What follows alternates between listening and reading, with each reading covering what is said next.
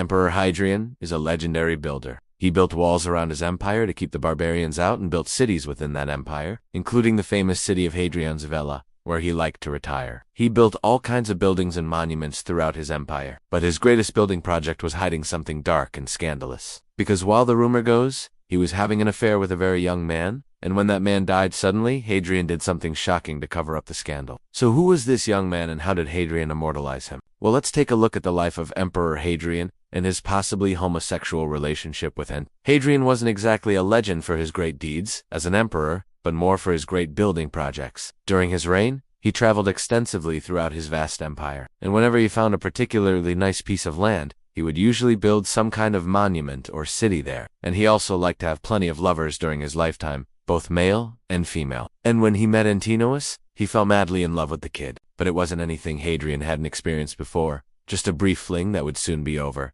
Except it wasn't. Antinous was no ordinary boy. In fact, he was far from it. You see, Antinous was a handsome young Greek man who won first place in a competition for chariot drivers. Born in the city of Bithynia in 126 AD, he quickly caught the eye of the Roman Emperor Hadrian when he visited Bithynia. Antinous must have been quite a sight to behold. The descriptions given by ancient writers make him sound almost divine. According to Cassius Dio, Antinous was exceptionally beautiful, graceful, and well-proportioned. His curly hair was the color of ripe barley and shone like gold. He drove his horses with a whip, looking like a god come down to earth. This might have been a bit exaggerated, but it's clear that Antinous was very attractive. And if the boy could drive a chariot like he did, then he probably had a good head on his shoulders too. But Antinous was not only extraordinarily handsome, he was also very young. Some sources state that he was only about 13 years old when he first met the emperor, which would be around the year 138 AD. It's not known exactly what happened between Antinous. After all, we're talking about a time when people weren't really open about such things. However, it's suspected that the two became lovers soon after they met. How could Hadrian not fall in love with the young charioteer? Here was a boy who was said to be as beautiful as the gods themselves. As proof of how smitten the emperor was with Antinous, you need not look further than the journey he took across the empire to find the perfect place to settle down. Hadrian and Antinous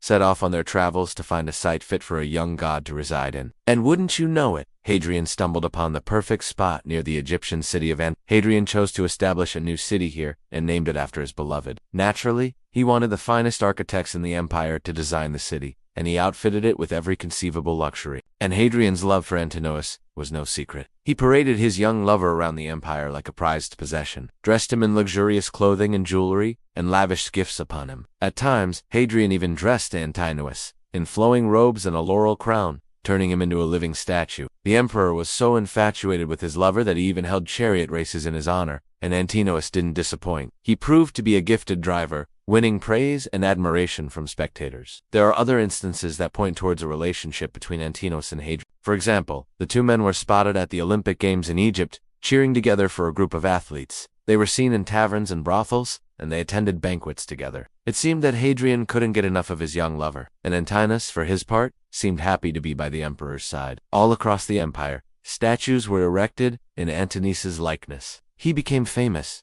though not really for his looks, but for being Hadrian's favorite. However, the scandalous relationship came at a price. As you can imagine, people whispered about the odd relationship. Not everyone understood the attraction the emperor had for the young charioteer, especially since Antinous was so much younger than the emperor. To make matters worse, Hadrian and Antinous were often seen in public together, which only fueled the rumors and gossip. However, Hadrian didn't care what people said, and neither did Antinous, because in 130 AD, Hadrian decided to adopt Antinous. The adoption made Antinous the heir to the throne, and he was elevated to the position of Caesar. Now, whether Antinous actually had any power or not is debatable, but Hadrian may have done this simply to show how serious he was about his relationship with the young charioteer. It all seemed to be going well for the two lovers. Hadrian was happy with Antinous by his side, and the future looked bright for the young charioteer. But suddenly everything changed. One day, while on vacation in Egypt, Antinous disappeared. Apparently, the young prince had gone swimming in the Nile River, but never came back out. The exact circumstances surrounding Antinous' death remain a mystery, and historians have put forth various theories to explain what really happened that day. The most popular theory is that Antinous accidentally drowned while swimming. This is supported by the fact that his body was never recovered, and the emperor immediately began making plans for a funeral. Another theory is that Antinous was murdered, but by whom and why remains unknown. Some historians have suggested that Antinous was the victim of a plot by Hadrian's advisors,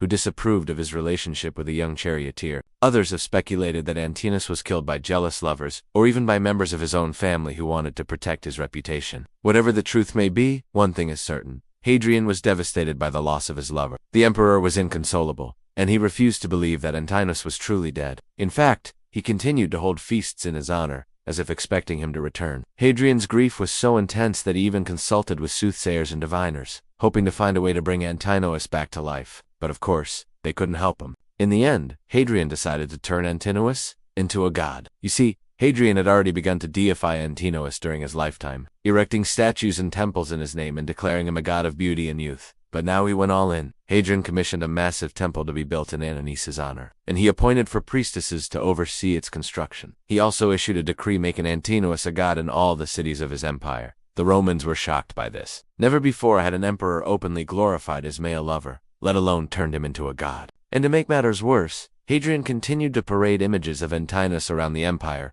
further fueling the rumors and gossip. But Hadrian didn't stop there. He continued to deify Antinous long after the construction of the temple was completed. In fact, Hadrian's obsession with his dead lover only grew stronger with time. He commissioned coins and medals to be minted in Antinous' name, and he even founded a new colony in Egypt in his honor. The colony was named Antinopolis, and it quickly became one of the most important cities in Egypt. Some historians believe that Hadrian's deification of Antinous was nothing more than a clever way to cover up his scandalous relationship with the young chick. By turning Antinous into a god, Hadrian was able to escape the criticism of his contemporaries and ensure that his lover's memory would live on. Others, however, believe that Hadrian was genuinely in love with Antinous, and that he saw the deification of his lover as a way to keep their love alive. Whatever the truth may be, Hadrian's actions had a profound impact on the ancient world. His deification of Antinous helped to pave the way for the acceptance of homosexuality in Roman society, and it also contributed to the spread of the cult of Antinous throughout the empire. After Antinous' death, Hadrian built more and more cities and monuments throughout his empire, though it is not known if this was to fill the void left by Antinous, or simply because he liked to build. After all, he was known as the Builder Emperor. What is known is that Hadrian continued to travel extensively throughout his empire, visiting the cities he had built and those he hadn't. He continued to search for the perfect place to settle down, and he continued to seek out new lovers, both male and female. But none of them ever replaced Ant. In fact, Hadrian's obsession with his dead lover only grew stronger with time. When Hadrian finally died in 138 AD, he was succeeded by Ant. But despite being adopted by the emperor and having a cult of his own,